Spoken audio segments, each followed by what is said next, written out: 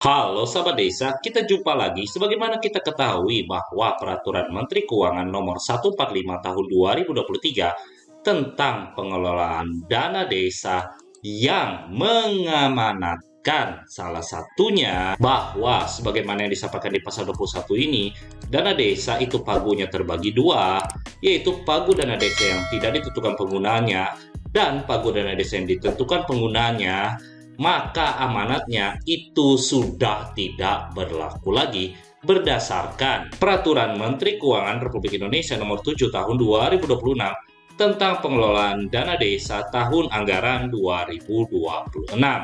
Hal itu ada disampaikan di PMK Nomor 7 Tahun 2026 ini pada pasal 64 ini.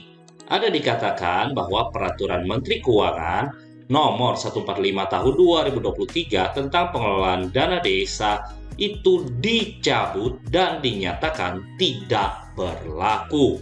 Artinya, seluruh amanat terkait pengelolaan dana desa yang terdapat dalam Peraturan Menteri Keuangan Nomor 145 Tahun 2023 tentang pengelolaan dana desa ini jadi tidak berlaku mulai tahun anggaran 2026. Nah, untuk dana desa di tahun 2026 itu juga terbagi dua jika kita melihat PMK nomor 7 tahun 2026 di mana dana desanya sebagaimana yang disampaikan di pasal 22 ini yaitu dana desa reguler dan dana desa untuk mendukung implementasi koperasi desa merah putih. Nah, disampaikan di ayat 3 ini untuk penyaluran dana desa reguler sebagaimana disampaikan ayat 2 huruf A, ini disalurkan ke rekening desa.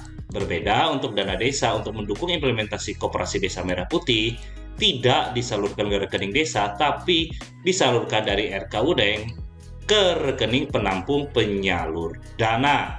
Berikutnya, untuk penyaluran dana desa di tahun 2026, sebagaimana disampaikan pasal 23 ini, ada terbagi dua, di mana untuk desa yang bukan berstatus mandiri, itu tahap pertama akan disalurkan sebesar 40% dari dana desa reguler setiap desa, dan tahap 2 sebesar 60% dari pagu dana desa reguler setiap desa. Sedangkan untuk desa yang berstatus mandiri, sebagaimana disampaikan pasal 23 ayat 2 ini, sama disalurkan dua tahap, tapi kebalikan dari desa non-mandiri, di mana tahap satunya itu sebesar 60% dari dana desa reguler setiap desa, dan tahap 2-nya sebesar 40% dari dana desa reguler setiap desa. Berikutnya, untuk persyaratannya sendiri, sebagaimana yang disampaikan di pasal 24 ini, ketika pemerintah desa memberikan yaitu peraturan desa mengenai APBD desa. Berikutnya yaitu laporan realisasi penyerapan dan capaian keluaran dana desa tahun anggaran 2025. Jika kita melihat apa yang diamanatkan pasal 24 ayat 2 ini, yang dilengkapi desa untuk tahap 1 hanya peraturan desa tentang APBD desa dan laporan realisasi penyerapan dan capaian keluaran dana desa tahun 2025.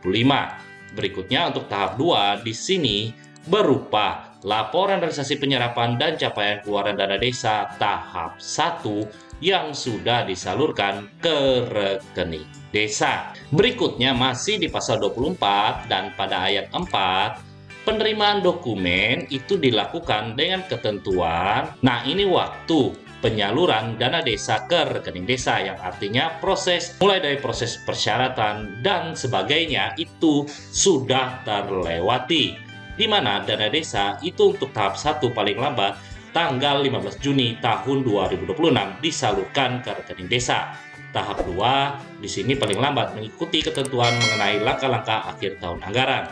Tapi ketika pemerintah desa belum mendapatkan dana desa tahap 1 dari apa yang diamanatkan di ayat 4 ini sampai 15 Juni, maka pemerintah desa tersebut masih bisa melakukan pengajuan dana desa tahap 1, di mana persyaratannya pemerintah desanya wajib untuk melengkapi persyaratan tahap 1 terlebih dahulu dan juga disertai dengan surat pernyataan kesanggupan penyerapan dana desa tahap 1. Ketika dana desa tahap 1-nya ini sudah tersalur walaupun sudah lewat tanggal 15 Juni, maka ketika nantinya desa tersebut akan melakukan pengajuan tahap 2 kembali, tinggal melengkapi persyaratan sebagaimana pasal 24 ayat 2 huruf B ini, yaitu laporan realisasi penyerapan dan capaian keluaran dana desa tahap satunya. Mungkin itu dulu pembahasan kita di video kali ini. Terima kasih sudah menonton dan sampai jumpa lagi.